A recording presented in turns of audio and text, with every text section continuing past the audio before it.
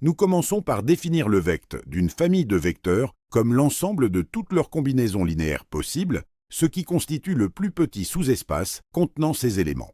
À l'écran, un exemple de calcul montre qu'en combinant deux vecteurs nommés U1 et U2, on obtient un nouveau vecteur qui appartient toujours au même ensemble.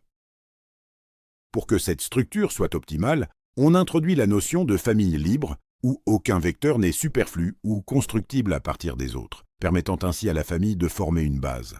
En passant à une visualisation en 3 dimensions, on observe U1 en vert et U2 en rouge, qui engendrent ensemble un plan bleu, représentant un espace de dimension 2. Enfin, l'ajout d'un troisième vecteur jaune, U3, qui est simplement la somme des deux premiers, montre que la famille devient liée. Ce vecteur tombe pile dans le plan existant sans ajouter de nouvelles dimensions, confirmant que notre base reste composée uniquement de nos deux vecteurs d'origine. La notion de rang d'un endomorphisme. L'image de f, notée im de f, représente l'ensemble de tous les vecteurs f de x lorsque x parcourt l'espace de départ E. Une propriété cruciale à retenir est que si l'on considère une base de E formée des vecteurs E1 jusqu'à En, alors l'image de f est exactement le sous-space engendré par les images de ces vecteurs. Pour démontrer cela, il suffit de prendre un vecteur dans l'image qui s'écrit par définition f de x, puisque x peut se décomposer comme une somme de vecteurs de la base pondérée par des scalaires. La linéarité de f nous assure que cet élément de l'image est lui-même une combinaison linéaire des images f de EI. Par définition, le rang de f est la dimension de ce sous-espace image, ce qui correspond au nombre maximal de vecteurs linéairement indépendants que l'on peut extraire de la famille des images de la base. Illustrons cela avec un exemple dans R3, où f est donné par cette expression. En calculant les images des vecteurs de la base canonique, on obtient 3 vecteurs, mais on s'aperçoit rapidement que la somme de la première image et de la troisième image donne exactement la deuxième. Cette relation de dépendance linéaire montre que la famille est liée et que l'image est en réalité un plan engendré par seulement 2 vecteurs indépendants, ce qui nous permet de conclure que le rang de cette application est égal à 2. Abordons maintenant la notion de rang d'une matrice. Pour comprendre ce concept, il faut d'abord définir l'application linéairement associée, canoniquement, à une matrice A ayant n lignes et p colonnes.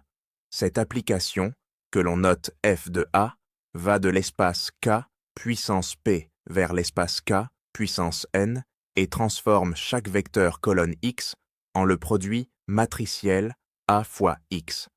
Par définition, le rang de la matrice A est exactement égal au rang de cette application f de A. En nous appuyant sur ce que nous avons démontré précédemment, nous savons que l'image de f de A est l'espace engendré par les images des vecteurs de la base canonique.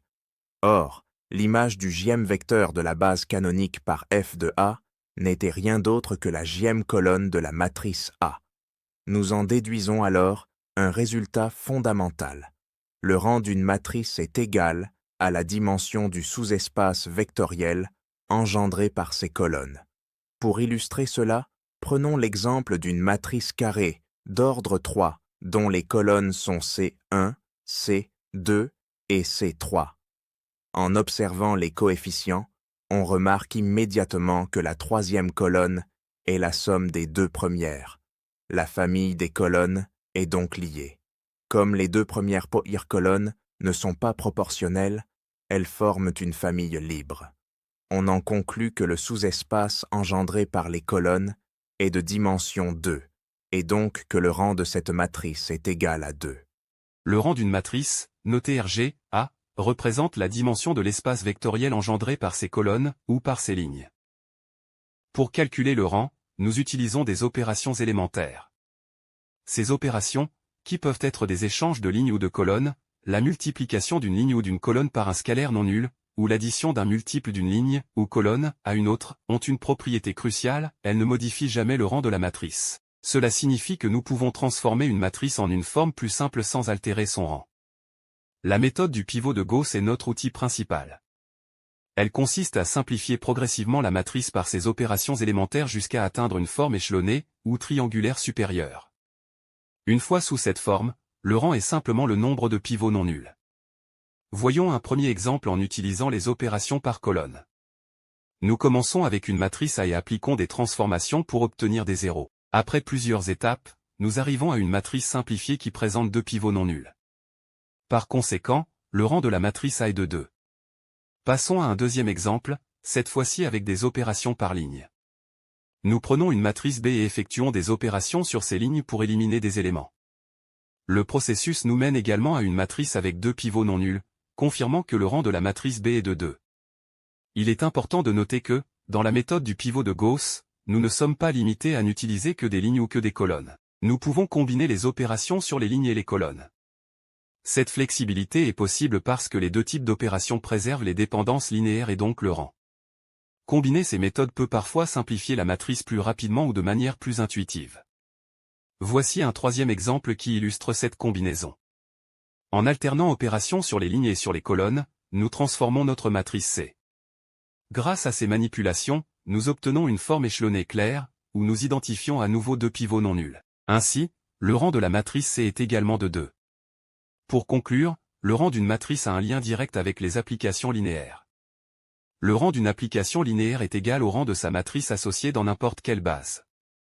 La méthode du pivot de Gauss est donc un moyen puissant et efficace pour déterminer non seulement le rang d'une matrice, mais aussi une propriété fondamentale des transformations linéaires qu'elle représente.